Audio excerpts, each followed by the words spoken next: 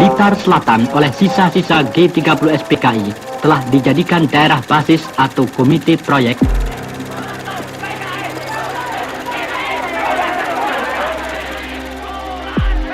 Tak lama setelah terjadinya peristiwa G30S, karena PKI disebut-sebut sebagai dalang G30S, antara tahun 1965 hingga tahun 1967 terjadi pembasmian besar-besaran PKI di seluruh Indonesia yang meliputi Jawa, Bali, Sumatera hingga Aceh.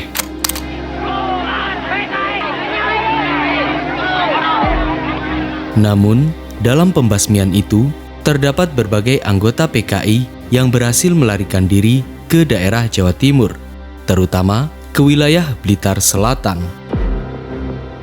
Segera saja kita adakan koordinasi untuk mengadakan kontak ke seluruh komite proyek yang ada di Jawa Timur. Kita pusatkan kekuatan di Blitar Selatan ini sebagai basis pertahanan. Sebagaimana dalam sejarah Pangdam Jaya 8 Brawijaya yang dikutip dalam jurnal tulisan Supriyaji DKK, misalnya, setelah sebagian PKI berhasil melarikan diri sejak tahun 1966, mereka membuat basis persembunyian PKI di daerah Blitar Selatan, memprovokasi warga untuk ikut PKI, melakukan teror terhadap warga, aksi sabotase, hingga berniat untuk melakukan perang terbuka dengan ABRI. Tindakan mereka ini dikenal dengan kebangkitan PKI Gaya Baru. Oleh karena itu, berbekal bantuan warga, ratusan banser dan informasi intelijen, pada tahun 1968, pemerintah segera mengerahkan 5.000 pasukan Pangdam Brawijaya yang terdiri dari 6 batalion dan 3.000 milisi untuk menumpas dan membasmi basis PKI di Blitar Selatan. Operasi penumpasan yang kemudian dibantu warga dan banser ini dikenal dengan nama Operasi Trisula.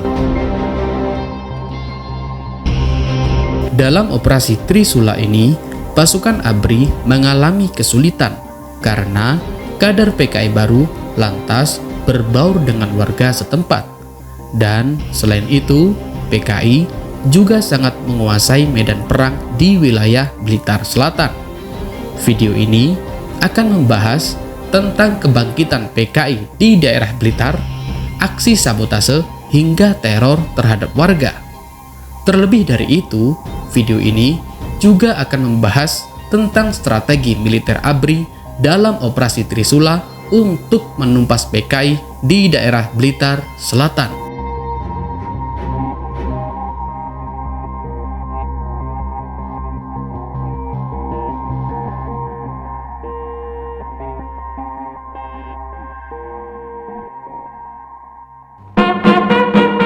Letnan Kolonel Untung menyelamatkan Presiden Soekarno dari Kup Dewan Jenderal.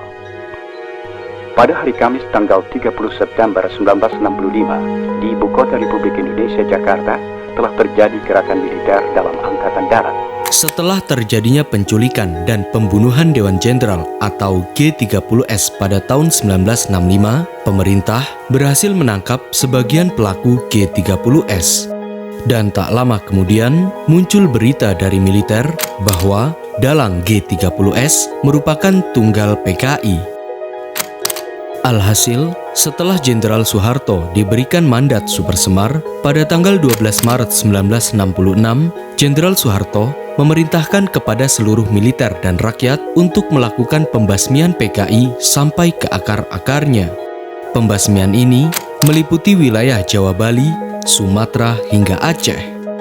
Tercatat, antara tahun 1966 hingga tahun 1967, militer berhasil menumpas 500.000 hingga 1 juta anggota maupun simpatisan PKI.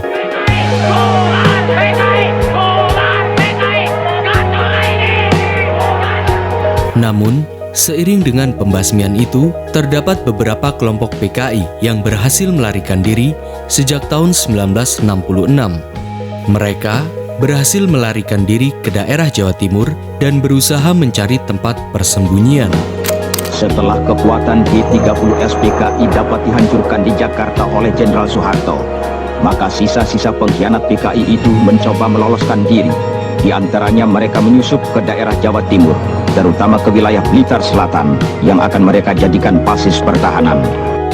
Alhasil, gerombolan PKI itu membagi kekuatannya dengan beberapa pangkalan operasi yang kemudian disebut dengan Kompro atau Komando Project.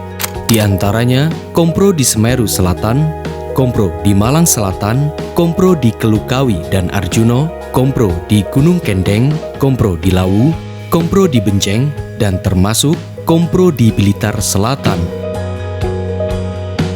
Sebagaimana dalam jurnal peranan Batalion Infanteri 511 dalam Operasi Trisula di Blitar Selatan 1968, tulisan Supriyaji DKK, semua kompro yang tersebar dinaungi oleh Bagitprop atau Badan Agitasi Propaganda Pimpinan Rewang.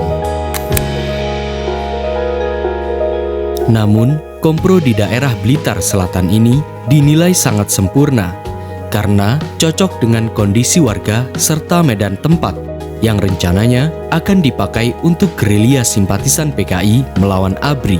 Pertimbang lainnya, karena Blitar Selatan ini daerahnya cukup luas, alamnya yang tandus, berbukit-bukit, dan banyak gua-guanya, memberikan kemungkinan kita untuk bersembunyi. Bahkan di wilayah Blitar Selatan ini, para simpatisan PKI dinilai berhasil membaur dengan warga serta mempengaruhi warga agar masuk kelompok komunis melalui BTI. Mengingat paham komunisme di wilayah Blitar Selatan masih melekat sejak masa pemilu 1955 dan kondisi terbelakangnya ekonomi di daerah tersebut yang membuat gerombolan PKI dengan mudah mempengaruhi warga setempat dengan berbagai iming-imingan.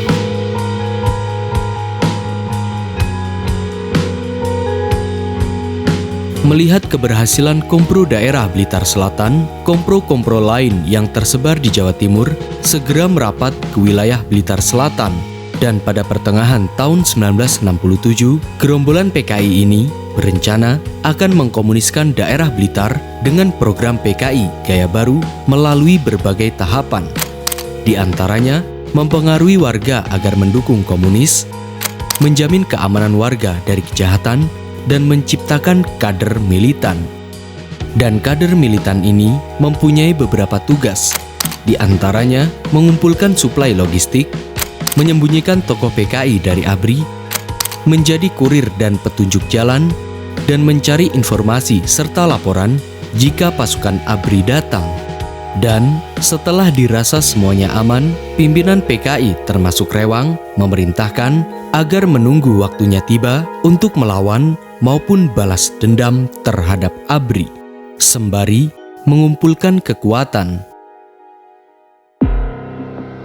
Berdasarkan hasil penyelidikan aparat keamanan, aksi-aksi kejahatan yang berupa perampokan, pembunuhan, dan penculikan yang terjadi di Jawa Timur yang didalangi serta dilakukan oleh sisa-sisa gerombolan G30S PKI untuk mengacaukan masyarakat. Namun, sebagaimana dalam laman tirto.id tulisan Windu Yusuf dengan tajuk Operasi Trisula digelar TNI untuk bangkitkan sentimen anti-komunis, kala itu terjadi ketidakkompakan antara kader PKI. Satu sisi bersabar sembari mengumpulkan kekuatan, dan di sisi lain melakukan pergerakan yang sangat radikal. Akibatnya terjadi penculikan, penyergapan aparat, hingga pembunuhan di beberapa wilayah di Jawa Timur. Contohnya, pembunuhan Kiai Tasripin di Bojonegoro, pembunuhan Kepala Desa Sunan di Tuban, dan pembunuhan Kiai Abdul Fatah, salah satu anggota DPR GR. Bahkan, pada sepanjang awal tahun 1968, kader PKI Gaya Baru ini melakukan perampokan senjata. Tercatat, antara bulan Februari hingga bulan Juni 1968, gerombolan PKI berhasil merampas 8 pucuk senapan, 10 pucuk stand gun, 9 keraben, dan membunuh 5 orang yang terdiri dari aparat maupun dari polisi. Semua perampokan dan pembunuhan ini terjadi di Kandangan, Tulungagung, Surabaya, Lumajang, dan terutama di Blitar Selatan. Bahkan bersamaan dengan itu, mereka juga melakukan aksi sabotase, mulai dari pemutusan alat telepon hingga pengerusakan rel kereta api.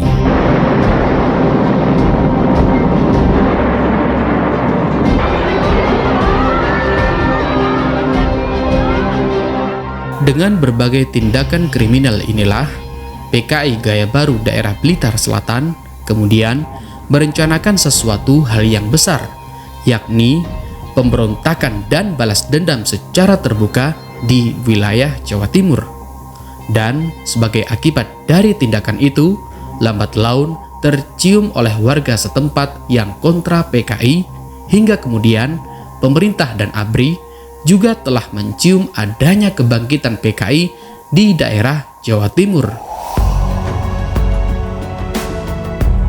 Pada awal tahun 1968, organisasi Nahdlatul Ulama atau NU cabang wilayah setempat misalnya melaporkan kepada pimpinan Pangdam Jaya 8 Brawijaya, Maijen Muhammad Yasin, tentang kondisi yang ada, yang mana NU merasa biang dibalik aksi kriminal ini adalah sisa-sisa gerombolan PKI. Namun, sebagaimana dalam memoarnya, saya tidak pernah meminta ampun kepada Soeharto, Muhammad Yasin menyatakan bahwa penumpasan PKI yang berlangsung selama 2 tahun tidak dilakukan lagi, sebab hanya akan membuat kekacauan.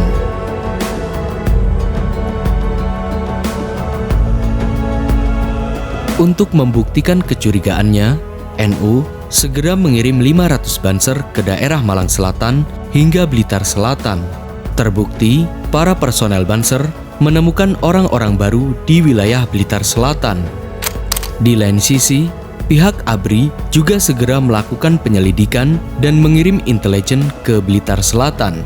Dan ternyata ABRI benar-benar mencium gerakan komunisme yang dinilai masif.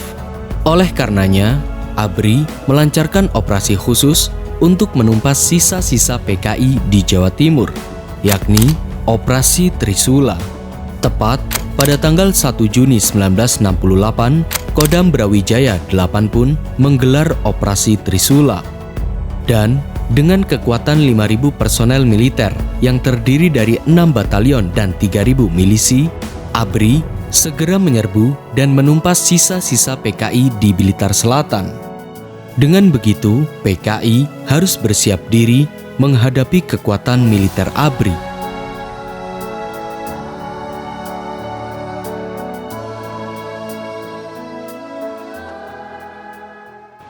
Satuan Tugas Operasi Trisula sebagai berikut. Berdasarkan atas perintah Operasi nomor 5 tanggal 29 Mei 1968, Pangdam 8 Brawijaya telah membentuk Komando Satuan Tugas Trisula dengan komandannya Kolonel Witarmin, Wakil Komandan Letkol B. Sasmito. Sebelum Operasi Trisula dilancarkan, Panglima Kodam 8 Brawijaya, Maijen M. Yasin, lebih dulu membentuk Satgas Trisula.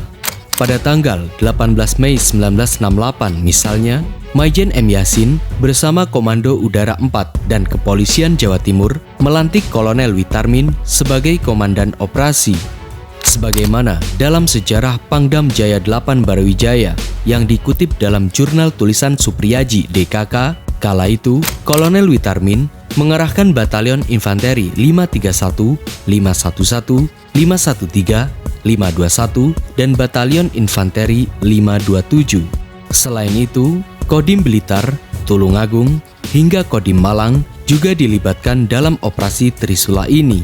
Bahkan, pasukan RPKAD dan TNI AU juga diterjunkan untuk membantu jalannya operasi.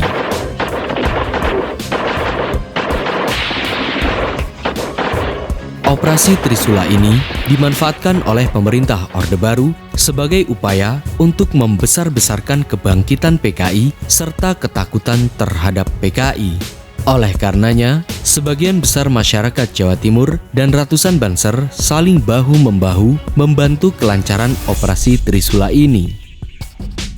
Pada hakikatnya, daerah Operasi Trisula ini meliputi wilayah Jawa Timur, karena untuk mengepung gerakan PKI, pasukan Operasi Trisula harus memblokir jalan di berbagai wilayah dari segala arah. Di sisi lain, kala itu, pusat markas PKI Gaya Baru berada di wilayah Blitar Selatan. Alhasil, pelaksana operasi pun memusatkan wilayah operasinya ke daerah Blitar Selatan.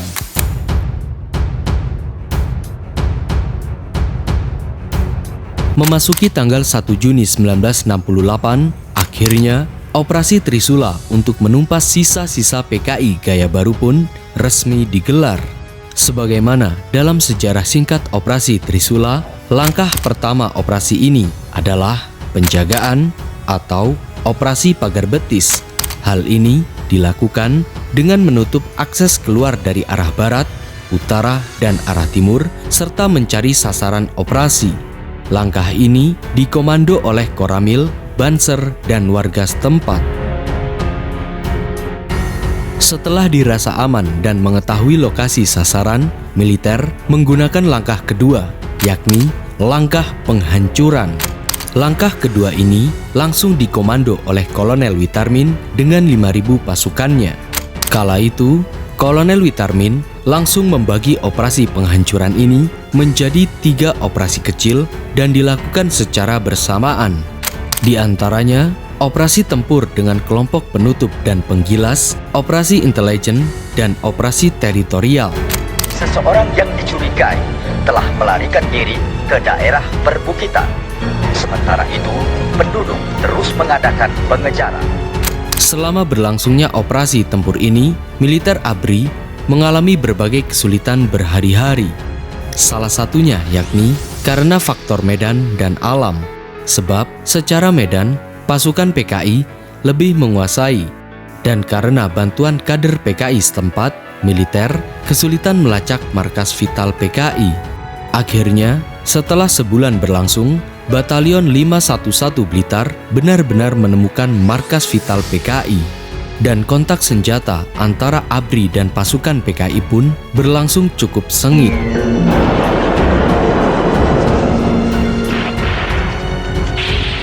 Namun, kali ini PKI benar-benar bisa digilas, dan pimpinan-pimpinan PKI pun beberapa ada yang tertangkap, termasuk Rewang, dan juga beberapa ada yang terbunuh di tempat. Kala itu, para pasukan berhasil menggilas markas PKI dan orang-orang PKI melewati pedesaan, lembah, perbukitan, sampai pesisir Samudra Hindia. Untuk mempercepat tugas dalam membasmi sisa-sisa PKI dan tidak memperbesar korban di kalangan rakyat, maka Komando Satuan Tugas Operasi Trisula telah mengambil kebijaksanaan menyebarkan seruan melalui selebaran dengan pesawat Auri ke seluruh wilayah Blitar yang disebut 3M, yaitu membantu, menyerah, mati. Untuk menangkap penduduk yang terpengaruh PKI, Angkatan Udara menyebarkan pamflet dengan tulisan 3M, yakni membantu, menyerah, dan mati. Alhasil, warga yang terpengaruh PKI itu berangsur-angsur menyerahkan diri. Meskipun sebagian lain tertangkap basah di beberapa tempat. Meski pasukan PKI dinilai sudah kalah, pasukan ABRI tidak menyelesaikan operasinya begitu saja. Kala itu, sebagian pasukan batalion dan sebagian milisi melancarkan tahapan selanjutnya, yakni tahapan pembersihan. Tujuannya untuk mengecek kembali sisa pasukan PKI, dan jika masih ada, maka akan dihabisi sampai ke akar-akarnya.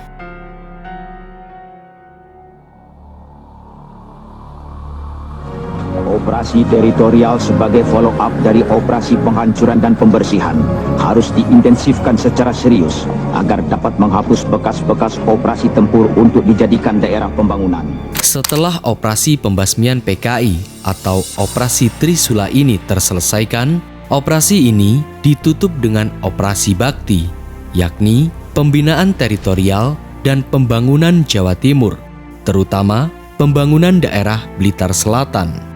Kala itu, Satgas Trisula, Banser, dan warga setempat saling bahu-membahu menyadarkan mental masyarakat Blitar Selatan yang terpengaruh PKI. Selain itu, pelarangan penggunaan senjata api dan membangun ulang sarana prasarana di semua sisi yang telah rusak akibat ulah PKI dan operasi Trisula. Dan kader-kader PKI serta pimpinan PKI yang tertangkap, sebagian ada yang dieksekusi mati, sebagian lain ada yang disidangkan dalam sidang mahmilub, sebelum pada akhirnya juga dieksekusi mati oleh ABRI.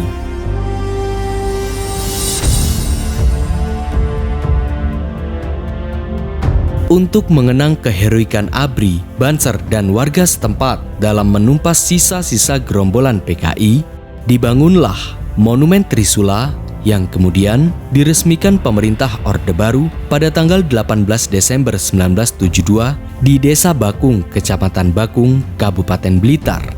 Itulah sejarah mengenai kebangkitan PKI Gaya Baru dan Operasi Trisula di Blitar Selatan.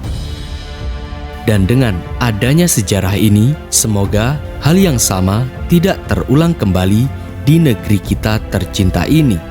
Salam Mata Hati Pemuda, salam Jas Merah.